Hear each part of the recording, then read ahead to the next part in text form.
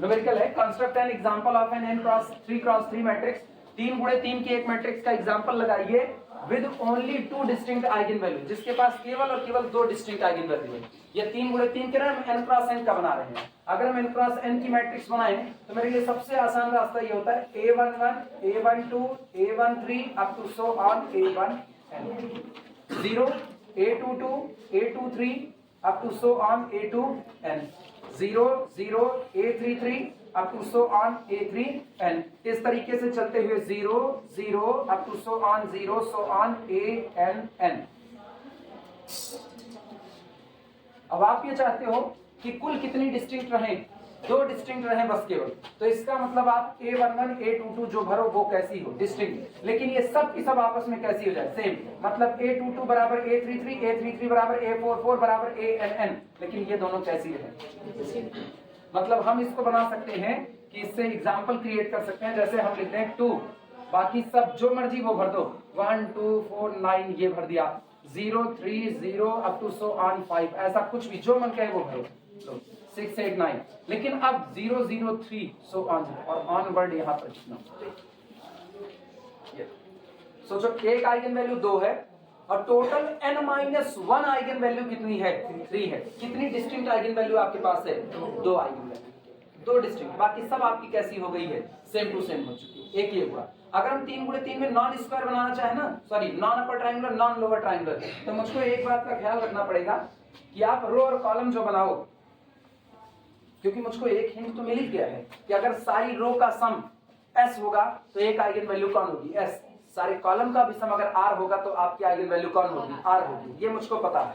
तो इसका मतलब हम एक मैट्रिक्स ऐसी तैयार करें जिसमें हम ये कहें जैसे 1 2 3 3 2 5 1 6, तो अब इधर वाले सारे जोड़ कैसे बैठे, 6 बैठे, मतलब आपको ये तैयार करना है कि इस रो का सम 6, इसका सम 6, इसका सम 6, लेकिन उसी दौरान आपको ये भी ख्याल रखना है कि आपके कॉलम का सम भी कितना बना रहे, 6 बना रहे, ये ख्याल रखना है। तो सोचो आपके सारी रो का सम 6 तो एक आइगन वैल्यू 6, सारे कॉलम का सम 6 तो एक आइगन वैल्यू 6, और ये मैट्रिक्स कैसी है, non square sorry non invertible, तो एक आइगन वैल्यू कितना, 0। लेकिन ऐसी मैट्रिक्स बनाने पर खतरा ये हो सकता है कि कॉलम और रो वाले एक ही बार में एक आइगन वैल्यू दे रहे हो और एक आइगन वैल्यू आपकी डिस्टिंक्ट आ सकती है। तो ऐसे में 3 डिस्टिंक्ट हो सकती है, क्योंकि एक 0 हो जाएगा, एक 6 और एक अलग से, तो ऐसी मैट्रिसेस पर सोचना पड़ेगा। और जब ऐसा कहा जाए इस तरीके का कि गारंटी चाहिए कि और कोई नहीं होना चाहिए, तो आपके लिए सबसे सेफ जोन है या तो डायगोनल मैट्रिक्स बना लो, या तो स्क्वायर अपर ट्रायंगुलर बना लो, या तो स्क्वायर लोअर ट्रायंगुलर बना लो, सबसे सेफ जोन होता है। अब आई बात समझ में। चलो एग्जांपल में 3 × 3 का एक स्ट्रक्चर दे दो, इन्होंने एक मांगा है, हम एक साथ ढेर सारी लिख दे रहे हैं। Solution, take 3 × 3 upper triangular matrix of the form, हम एक 3 × 3 की अपर ट्रायंगुलर मैट्रिक्स लेते हैं और ऐसी लेते हैं जिसका स्टैंडर्ड फॉर्म ये होता है। स्टैंडर्ड फॉर्म देखना, स्टैंडर्ड फॉर्म है A B C 0 D E 0 0 F, ठीक, सच दैट कैसा, any 2 diagonal entries must be same. कितना डिस्टिंक्ट चाहिए, 2 डिस्टिंक्ट चाहिए, तो हम इस तरह से लेते हैं कि any 2 diagonal entries must be same. कोई 2 डायगोनल एंट्री हर हाल में कैसी होनी चाहिए, सेम होनी चाहिए। तो आप चाहे इनको बराबर कर दो, चाहे इनको बराबर कर दो, और तीसरे वाले को क्या कर देना, डिफरेंट कर देना, such that A is equal to D but does not equal to F। A और D को बराबर कर दो और F को क्या कर दो, डिस्टिंक्ट कर दो, ठीक। देन this matrix has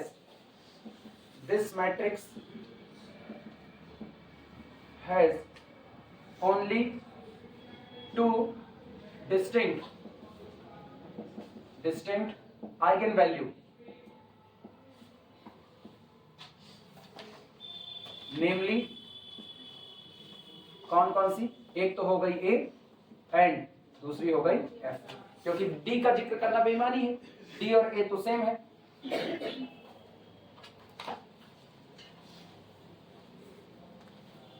अब एक मोस्ट इंपॉर्टेंट रिजल्ट लिखने जा रहे हैं, जो रिजल्ट तुमको याद रखना है, आगे के लिए भी एग्जाम में भी पूछा जाता है।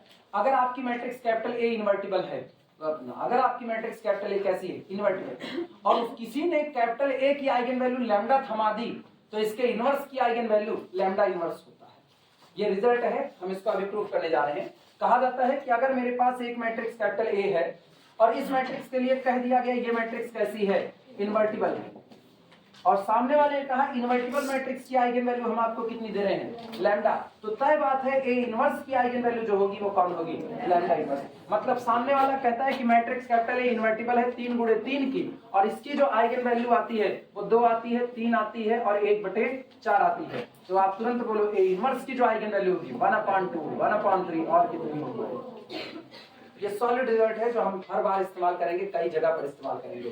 ठीक, if lambda be the eigenvalue of a matrix capital A and capital A is invertible, then lambda inverse is also the eigenvalue of A inverse. तो लैम्डा इनवर्स मतलब आपको ए इनवर्स की आइगन वैल्यू निकालने की कोई जरूरत नहीं है, आपको ए इनवर्स के लिए कोई इक्वेशन सॉल्व करने की जरूरत नहीं है। आप सीधे बोल दो भैया हमारे पास थ्योरम है, अगर इसकी आइगन वैल्यू 2, 3, 1/4 है तो इसकी 1/2, 1/3 और कितनी होगी, 4 होगी। अब हम प्रूफ करने वाले हैं। चलो शुरुआत करते हैं। ये सबका हो गया है, हटाया जाए इसको, लिखो लिखो, नोट करो इसको फटाफट, तब चले आप लिखना। Let lambda be an eigen value, let lambda be an eigen value, let lambda be an eigen value of an invertible matrix capital A, of an invertible matrix capital A। माना lambda किसी invertible matrix capital A के लिए किसका काम करता है, eigen value का काम करता है। शो दैट, दिखाइए कि, show that lambda inverse is eigen value, is an eigen value, is an eigen value of A inverse, और लिख करके इसको घेरा मार देना, क्योंकि ये एक रिजल्ट है, हमेशा सही रहेगा।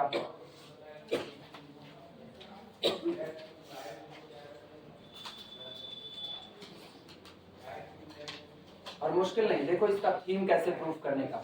देखो धूप आ गई, जैसे कहीं मुश्किल नहीं, इसका मतलब मुश्किल बिल्कुल नहीं है, रोशनी की किरण फूट रही है। ये बताओ सारे लोग लिख चुके हो, सब लिख चुके?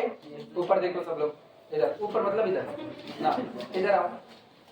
सुनो, ये कह रहे हैं लैम्डा आइगन वैल्यू है कैपिटल ए की, बाकी भूल जाओ, नीचे वाली बात क्या प्रूफ करनी है उस पर तुमको दिमाग भी नहीं ले जाना है। लैम्डा आइगन वैल्यू है कैपिटल ए की, इसका मतलब मेरे पास ऐसे नॉन जीरो वेक्टर मौजूद होंगे कि जब हम कैपिटल ए को उस नॉन जीरो वेक्टर एक्स पर मल्टीप्लाई करेंगे तो वो वेक्टर कई गुना बढ़ जाएगा, लैम्डा टाइम्स हो जाएगा। याद आया कि नहीं? कुछ लिखना मत, केवल देखो लिखने के लिए भी लैंग्वेज दिखाते हैं। मुझको पता है lambda is an eigen value of capital A, this implies that there exist vector x जो खुद कैसा है, नॉन जीरो वेक्टर है, सच दैट, और इस प्रकार होगा कि we can write A x is equal to lambda x. लिखा जा सकता है कि नहीं? अच्छा, अब सारा किस्सा चला आया है ए इनवर्स के लिए। कैपिटल ए कैसा है, इन्वर्टिबल है। ये बताओ जब A x is equal to lambda x लिखा जाता है और एक्स कैसा है, नॉन जीरो है, तो आप कहते हो ए के लिए लैम्डा किसका काम करा है, आइगन वैल्यू का काम करा है। अगर हम यहाँ पर ए इनवर्स लगा दें तो यहाँ जो तैयार होगा वो भी इसकी ए इनवर्स की आइगन वैल्यू हो जाएगी कि नहीं हो जाएगी? तो धीमे से हम यहाँ पर ए इनवर्स तैयार करने की कोशिश करते हैं। गौर करना कैसे, since capital A is invertible, चूंकि कैपिटल ए कैसा है, इन्वर्टिबल है, this implies that A inverse exist. आपकी मैट्रिक्स का इनवर्स भी क्या करेगा, एग्जिस्ट करेगा। और अगर ये एग्जिस्ट करेगा तो हम पूरे पर लेफ्ट साइड से ए इनवर्स को क्या कर दें, मल्टीप्लाई कर दें। जब लेफ्ट साइड से ए इनवर्स को मल्टीप्लाई करोगे, देखो क्या बनेगा, A inverse into A x is equal to A inverse lambda vector x. लिखा जा सकता है कि नहीं? और ये बताओ मैट्रिक्स का, ये मैट्रिक्स है, ये मैट्रिक्स है और ये भी कौन है? कॉलम मैट्रिक्स है। मैट्रिक्स का मल्टीप्लिकेशन एसोसिएटिव होता है। अगर ये एसोसिएटिव होता है तो क्या हम इन दोनों को एक साथ ला सकते हैं कि नहीं?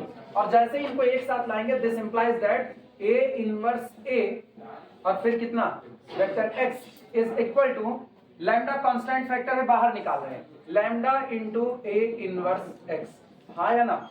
और ये बताओ ये क्या बन चुका है? Identity matrix. ठीक, आइडेंटिटी मैट्रिक्स कहीं भी प्रोडक्ट करेगी, कोई फर्क नहीं पड़ने वाला है।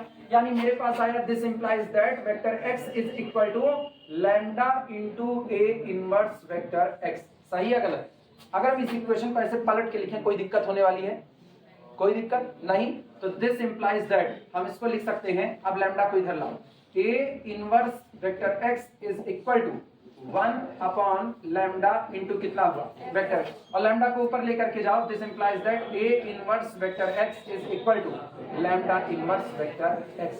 ये बताओ एक्स को तुम क्या लेकर के चले थे? तो क्या आज भी वो नॉन जीरो बना हुआ है कि नहीं? यानी हमको एक नॉन जीरो वेक्टर ऐसा मिल गया है जिसको जब हमने ए में, किसमें, ए इनवर्स पर प्रोडक्ट किया तो कितना टाइम्स बढ़ गया? Lambda inverse time. यानी ए इनवर्स की आइगन वैल्यू कौन हो गया? Lambda inverse. प्रूफ हो गया, खत्म बात। This implies that lambda inverse is an eigen value of A inverse। Proof हो गया। क्या कोई मुश्किल काम है? केवल एक काम आपको करना है, कैपिटल ए की आइगन वैल्यू लैम्डा है तो उसी थ्योरी को फॉलो करते चले गए, और लास्ट में जब फंस गए, इसके आगे नहीं बढ़ सकते थे, तो हमने कह दिया अच्छा ए कौन है? इन्वर्टिबल, तो इन्वर्स एग्जिस्ट करेगा, और प्रोडक्ट करा देते हैं। प्रोडक्ट कराने के बाद हमको ऑलरेडी वहां पहुंचा दिया जहां हम जानते हैं कि किसी मैट्रिक्स में कोई वेक्टर मल्टीप्लाई हुआ, नॉन जीरो वेक्टर मल्टीप्लाई हुआ और वो लैम्डा टाइम्स प्रोड्यूस हुआ, तो लैम्डा कौन बन जाता है? Eigen value. और देखो लैम्डा इनवर्स बढ़ गया तो लैम्डा इनवर्स कौन बन गया? Eigen value. प्रूफ हो चुका है, नोट कर डालो पूरा।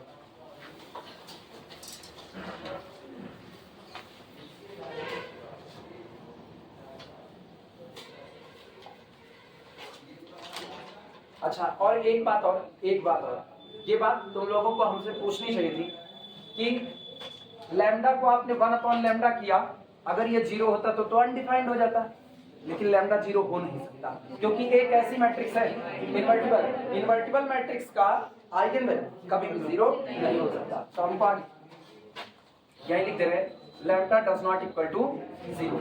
ये लिख देना, लैम्डा कभी भी जीरो नहीं हो सकता, किसी भी इन्वर्टिबल मैट्रिक्स के लिए आइगन वैल्यू जीरो नहीं हो सकती।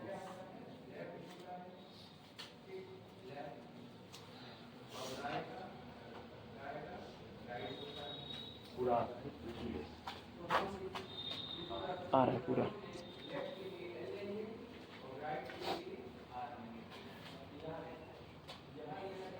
और ये एग्जाम में 5 नंबर में पूछा जाता है खूब अच्छे से, बहुत इजी है, 5 नंबर में खूब पूछा जाता है। ये पूछेगा या तो नॉर्मली क्या कहता है ना, 1 नंबर में टिप्पणी लिखने के तौर पर पूछ लेता है, कैपिटल ए आपकी इन्वर्टिबल मैट्रिक्स है, या क्या देगा, कैपिटल ए एक मैट्रिक्स है, ऐसा कुछ।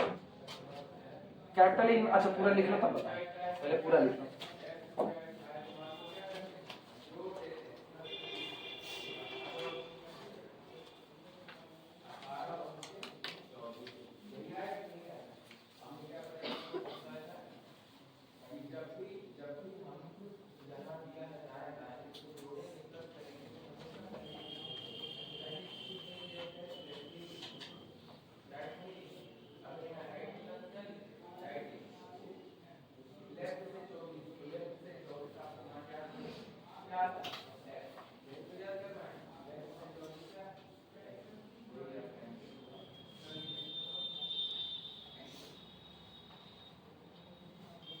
अब यहाँ से ना सोचने की बात आती है, जो किताबें थोड़ा सा कम लिखती हैं, अभी उसको बता रहे हैं। पहले ये पूरा लिख लो तब चलेगा, तब वीडियो रोक दे।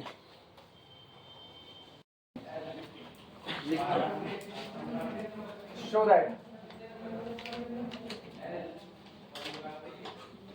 दैट टेस्ट कर लेना, if A square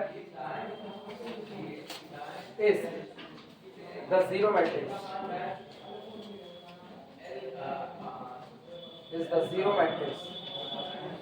show that if A square is the zero matrix then the only eigenvalue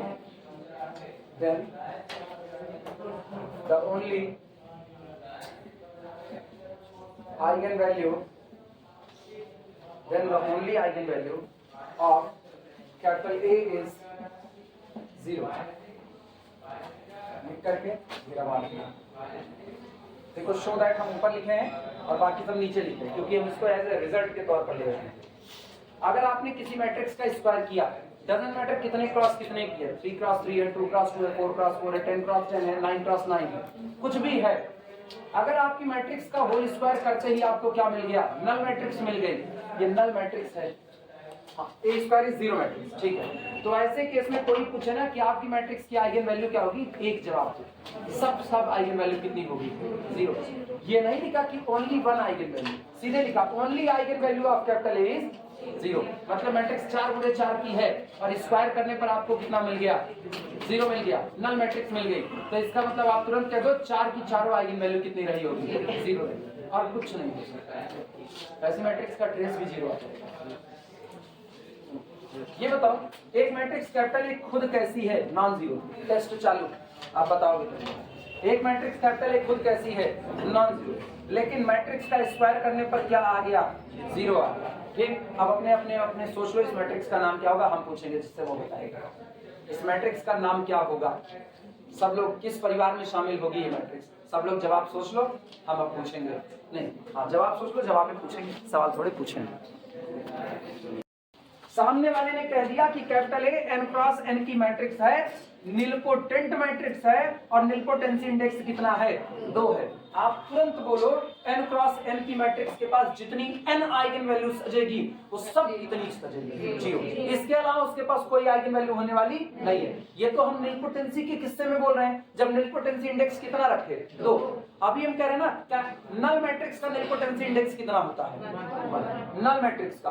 तो सोचो उसके लिए ना निलपोटेंसी इंडेक्स 2 होने की जरूरत नहीं है, उसके लिए ये थ्योरी फॉलो हो रही है कि नहीं, नल मैट्रिक्स का स्क्वायर करोगे तो कितना आएगा, नल आएगा।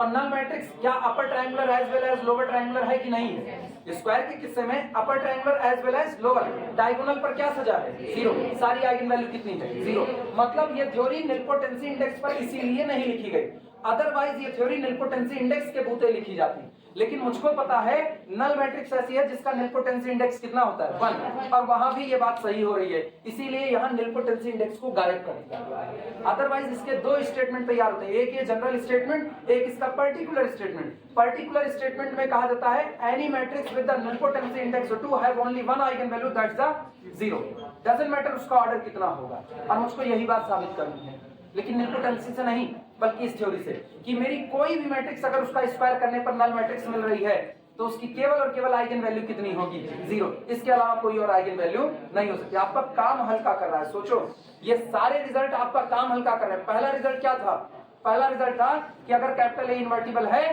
तो ए की आइगन वैल्यू पता है तो ए इनवर्स की आइगन वैल्यू उसका 1/1 करके निकालिए। आपका रिजल्ट हल्का कर दिया, आपका काम हल्का कर दिया, अदरवाइज आपको पूरा सॉल्व करना पड़ता।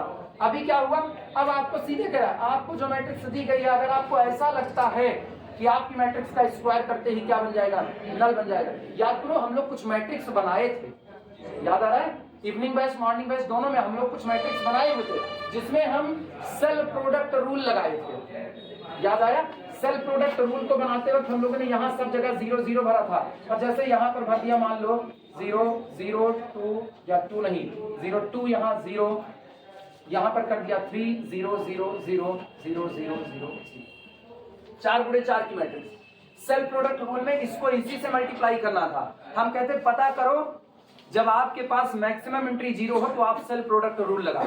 कौन कौन सी सेल नॉन जीरो है उसे पता करो, कौन सी सेल नॉन जीरो है बताओ। सेल नंबर 2 3 नॉन जीरो है, देखो सेल नंबर 2 3 मतलब second row third column non zero है। ये कौन है 3 1। आप a इंटू क्या निकाल रहे हो, a, जहां पर ये खत्म है क्या ये वहीं से शुरू है, तो इसका मतलब नई एंट्री सेल नंबर 2 1 में आएगी आएगी, क्योंकि इसमें एंट्री कितनी है 2 है और इस सेल में एंट्री कितनी है 3, तो 3 दूना 6, मतलब आज a स्क्वायर करोगे तो a स्क्वायर 0 आने वाला नहीं है। तो आप एक ऐसी सेल तैयार करो जहां पर ये प्रोडक्ट आए ही ना। जैसे अगर हम इसको करें, देखो इसको मान लो 3 कर देते हैं, अभी कहानी देखो, अब बोलो नॉन जीरो सेल कौन है? 2,3 और इसमें कौन है? 3,2। क्या फिर आ जाएगा? फिर आ जाएगा। तो आपको सोच करके ऐसी सेल तैयार करनी है जिसमें ये प्रोडक्ट पॉसिबल ना हो। यहाँ आ जाए तो, यहाँ, अच्छा यहाँ आ जाए तो, अब नहीं आएगा। अब उसमें कौन है? 3,2 और इसमें कौन है? 3,4। क्या पॉसिबल है? पहला वाला 2,3 और ये कौन है? 3,4। अभी भी आ जाएगा। कौन सा? एक कहाँ रखे हैं? यहाँ 2 0। अभी उधर है 2,3, इधर है 4,4। अब क्या कोई पॉसिबल पेयर है? नहीं है। मतलब ये वो मैट्रिक्स है जिसके लिए ए स्क्वायर करते ही आपको क्या मिल जाएगा? पता चला ना। कोई मुझको कहे इस मैट्रिक्स की आइगन वैल्यू निकालो, तो कुछ नहीं निकालेंगे। इसकी चार की चारों आइगन वैल्यू क्या चढ़ा देंगे? चारों जीरो चढ़ा। याद आया? ये प्रोडक्ट रूल हम लोग कर चुके हैं और एक नहीं कई न्यूमेरिकल में किए हुए हैं ना। अब इतना ना याद रहे किसी को तो वो अलग बात है। हम अपने हिसाब से कुल पढ़ाए, हम वो भी पढ़ाए ना, हम वो भी पढ़ाए हैं जो तुमको दूसरा नहीं पढ़ाएगा, वो भी पढ़ाए हैं। पैसा फूक दोगे कहीं जा करके वो मंजूर है तुमको। यहाँ क्लास में बैठ करके पढ़ लोगे, यूट्यूब पे वीडियो डाल रहे हैं वो पढ़ लोगे, वो नहीं मंजूर है। और घर वाले खेती करके पैसा दे रहे हैं। घर वाले मतलब खट करके पैसा देना कहते हैं इसको। ये खून पसीने कमाई है खेती का पैसा। किसकी? ये रिजल्ट लिखा है ना, अभी प्रूफ करने चल रहे हैं। ये रिजल्ट लिखा हुआ है कि अगर किसी मैट्रिक्स के लिए आपको उसका स्क्वायर जीरो मैट्रिक्स मिल रही है तो उसकी सारी आइगन वैल्यू कितनी हो जाएगी? जीरो। ओनली आइगन वैल्यू क्या रहेगी? जीरो। ये अभी प्रूफ करने चल रहे हैं। चलो शुरुआत करें। अपने लोग कंट्राडिक्शन से बातें करेंगे। कंट्राडिक्शन से ये कह रहे हैं कि सारी आइगन वैल्यू कैसी हो जाएगी? जीरो। हम कहते हैं माना कम से कम एक आइगन वैल्यू कैसी होती है? Non zero. और हम साबित करेंगे कि या तो मेरी बात गलत है या तो जिसको हमने माना है वो भी क्या बन जाएगा? जीरो बन जाएगा। लिखना solution. Suppose in this case,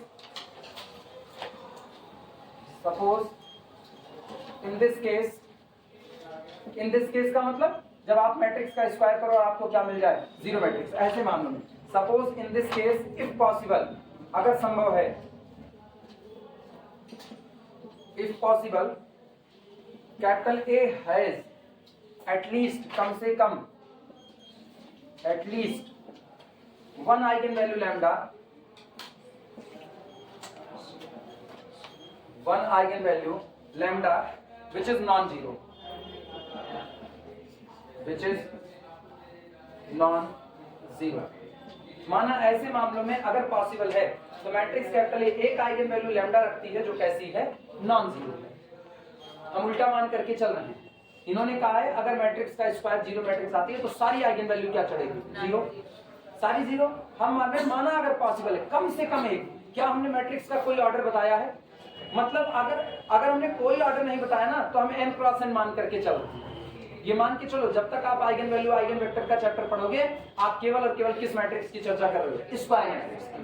ठीक, तो इसीलिए हम मान के चल रहे हैं माना मेरी मैट्रिक्स का ऑर्डर n क्रॉस कितना है? n का, और इसके लिए कम से कम एक आइगन वैल्यू कैसी आ जाती है? Non zero. अच्छा, अगर एक आइगन वैल्यू नॉन जीरो हो गई तो अब मुझको पता है if lambda is the eigen value then there exists a non-zero vector x such that a into x is equal to lambda times of the x।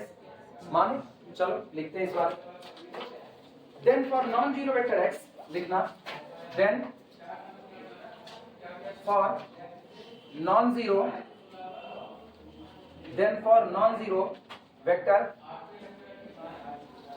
Vector x, तब किसी non zero vector x के लिए हम ये बात लिख सकते हैं a vector x is equal to lambda vector x।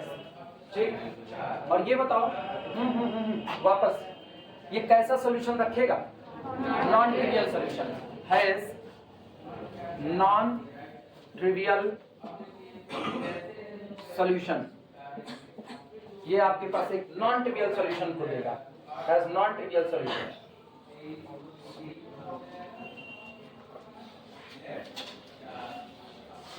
ठीक है, एक बात ये, अगली बात सुनना। ये बताओ एक चीज, इसको आप खुद कह रहे हो ये कौन है, नॉन जीरो। लैम्डा कोई मैट्रिक्स तो है नहीं, अगर लैम्डा मैट्रिक्स होता तो हम कहते matrix non zero, matrix non zero, लेकिन दोनों का प्रोडक्ट जीरो मैट्रिक्स हो सकती है। लेकिन आज लैम्डा कौन है, स्केलर है, आइगन वैल्यू स्केलर क्वांटिटी होती है, तो इसका मतलब लैम्डा तो एक स्केलर है और स्केलर भी कैसा है, नॉन जीरो स्केलर है। तो नॉन जीरो स्केलर को किसी नॉन जीरो मैट्रिक्स में मल्टीप्लाई करोगे तो क्या रिजल्ट जीरो तैयार होगा, वो भी क्या तैयार होगा, नॉन जीरो तैयार होगा। मतलब एक बात साफ है, since x is non zero, lambda is non zero, so lambda x is also non zero, and if lambda x is also non zero then a into x is also non zero. ये तैयार होगा। चलो लिखते हैं,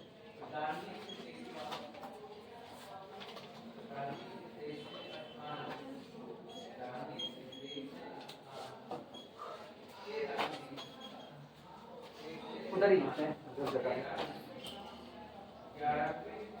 since, इधर लिखते हैं, since vector x does not equal to zero vector, lambda does not equal to zero, this implies that lambda into x does not equal to zero vector, and hence और इसलिए and hence a into vector x also does not equal to zero। ये भी आपका कभी भी zero नहीं हो सकता है।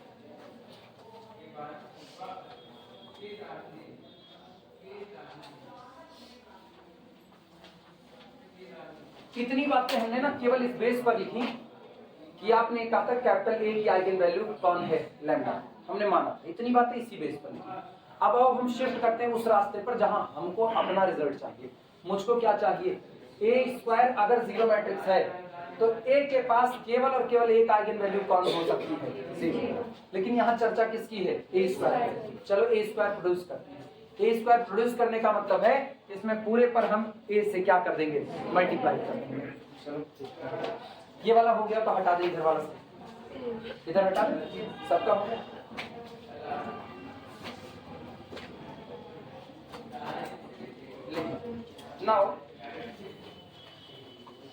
now ax is equal to lambda x implies that, यहीं से शुरुआत करते हैं। now ax is equal to lambda x implies that, पूरे पर a का मल्टीप्लाई करो, तो a into ax is equal to a into lambda x लिखा जा सकता है। और तुमको पता है मैट्रिक्स का मैट्रिक्स में मल्टीप्लाई, स्क्वायर मैट्रिक्स है तो मल्टीप्लाई तो हो सकता है, और मैट्रिक्स का मैट्रिक्स में मल्टीप्लाई करोगे तो क्या बना, A square X is equal to lambda को बाहर खींच लो, यहाँ कौन आया, ए।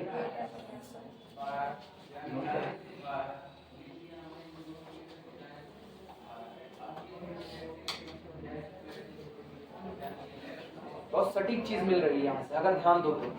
तुमको पता है ए स्क्वायर को क्या कहा गया है, अच्छा जीरो मैट्रिक्स का ही प्रोडक्ट करेगा तो ये पूरा कौन हो गया, जीरो। दिमाग चलाना सब लोग, इधर देखो, ये कौन बन गया, जीरो मैट्रिक्स बन गया, ठीक है। ये कौन है, लैम्डा, नॉन जीरो है। अच्छा ए एक्स बराबर लैम्डा है कि नहीं, ए एक्स बराबर लैम्डा एक्स, तो अगर हम इसको फिर से लैम्डा एक्स रखें तो ये बन गया लैम्डा स्क्वायर, यही बना कि नहीं बना। और सोचो लैम्डा नॉन जीरो है तो लैम्डा स्क्वायर भी क्या होगा, नॉन जीरो। एक्स खुद नॉन जीरो है, अब बताओ नॉन जीरो में आप एक नॉन जीरो स्केलर का प्रोडक्ट कर रहे हो तो ये कौन बना, नॉन जीरो, और उसको आप बराबर कर रहे हो किसके, जीरो। बहुत ऊटपटांग बात मिल रही है कि नहीं, नॉन जीरो बराबर किसके, जीरो के। क्या ये कभी पॉसिबल है, ये सारी गलतियां क्यों आ रही हैं, क्योंकि आपने लैम्डा को क्या मान लिया है, नॉन जीरो, मतलब पक्का लैम्डा क्या रहा होगा, जीरो रहेगा। हो गया साहब, यही इतनी कहानी थी इसकी। समझ आया, जिनको नहीं आया वो वापस देखेंगे, हम फिर शुरुआत कर रहे हैं।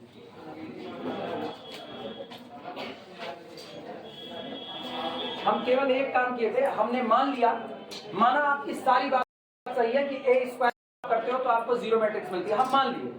अगर ऐसा है तो कैपिटल ए के लिए हमने कहा, इन्होंने कहा कि कैपिटल ए की सारी आइगन वैल्यू कैसी होगी, जीरो।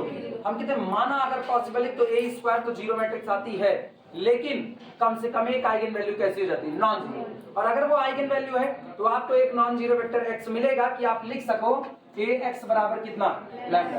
आप इसको लिख सकते हो। अब आपको ये भी पता है lambda non zero, x non zero, तो ये टुकड़ा कैसा, नॉन जीरो, और ये नॉन जीरो तो ए एक्स भी कैसा हुआ, नॉन जीरो। क्लियर हुआ। अब ए एक्स खुद कैसा है, नॉन जीरो। और हम क्या कर रहे हैं, हम पूरे पर a का मल्टीप्लाई कर दे रहे हैं, किस पर, ax बराबर लैम्डा x पर मल्टीप्लाई कर रहे हैं। मल्टीप्लाई करते ये कौन बना, a square x is equal to lambda ax, ये इतना बना, but a square is equal to कितना, zero matrix, a square zero matrix है, तो a स्क्वायर जीरो मैट्रिक्स है, तो यहां से मुझको क्या मिला, दिस इंप्लाइज दैट लैम्डा, अब इसको पहले लिखते हैं, lambda into ax is equal to मिला, लेकिन मुझको पता है लैम्डा को अंदर भेज सकते हैं, या ax की वैल्यू पुट कर दो, ax बराबर कितना है, lambda x, this implies that lambda into lambda x is equal to कितना, जीरो, यानी this implies that lambda square x is equal to मिला, विच इज अ कंट्राडिक्शन, ये एक विरोधाभास है, क्योंकि ना तो x जीरो है ना तो लैम्डा जीरो है, तो लैम्डा स्क्वायर x भी कभी भी जीरो नहीं हो सकता, ये कंट्राडिक्शन हो गया कि नहीं हो गया है, ठीक, विच इज अ कंट्राडिक्शन, यहां लिख रहे हैं which is a contradiction, which is a contradiction as lambda does not equal to 0, x does not equal to 0 implies that lambda square x also does not equal to 0, ये भी 0 नहीं हो सकता। तो अपनी अवधारणा यानी शुरुआत में मेरे द्वारा माना गया मेरा एजम्पशंस कैसा हो गया, गलत, और सही क्या होगा, जो इन्होंने कहा। क्लियर बा, पहले इतना लिख लो तब हम लाइन बोलेंगे, पहले इतना लिख लो, कहाँ तक लिखे हो, अच्छा यहाँ तक लिख चुके हो, यहाँ से पूरा लिख डालो पहले,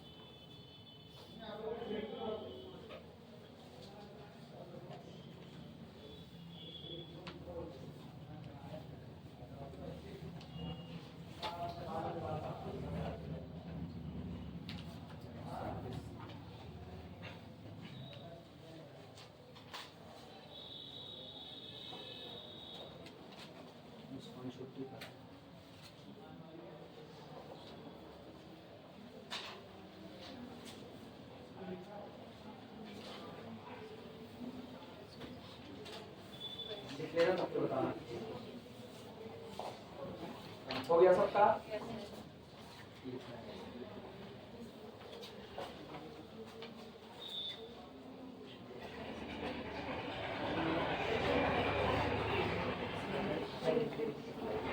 सब लोग लिख चुके हैं, लिखना, ये लिखे which is the contradiction, so our assumptions is wrong, so our assumptions is wrong, so our assumptions is wrong and lambda must be 0, so our assumptions is wrong, इसलिए हमारी अवधारणा गलत है, and lambda must be 0, and lambda must be 0, and hence अब ये लिखना, if a square is a zero matrix, ये बात लिखो, and hence if a square is a zero matrix, if a square is a zero matrix, बस एक minute, then every eigenvalue, if a square is a zero matrix, then every eigenvalue of capital A must be 0, every eigenvalue of capital A must be 0। इस statement में हो सकता है कुछ लोगों को कंफ्यूजन है कि एक ही आइगन वैल्यू बात करना, नहीं, सब की बात करनी। If A square is a zero matrix, then every eigenvalue of capital A must be 0, then every eigenvalue of capital A must be 0, capital A की हर आइगन वैल्यू कैसी हो जाएगी, 0 हो जाएगी। क्लियर हुआ? अब आज के बाद सेकंड ऑर्डर की निलपोटेंसी इंडेक्स 2 की जितनी मैट्रिक्सेस कही जाएंगी, नल मैट्रिक्स तो निलपोटेंसी इंडेक्स 1 का है, उसके लिए भी सारी आइगन वैल्यू 0 है। निलपोटेंसी इंडेक्स 2 की जितनी मैट्रिक्स होंगी उन सब के लिए आपके पास आइगन वैल्यू कितनी होगी, 0। याद रहेगा?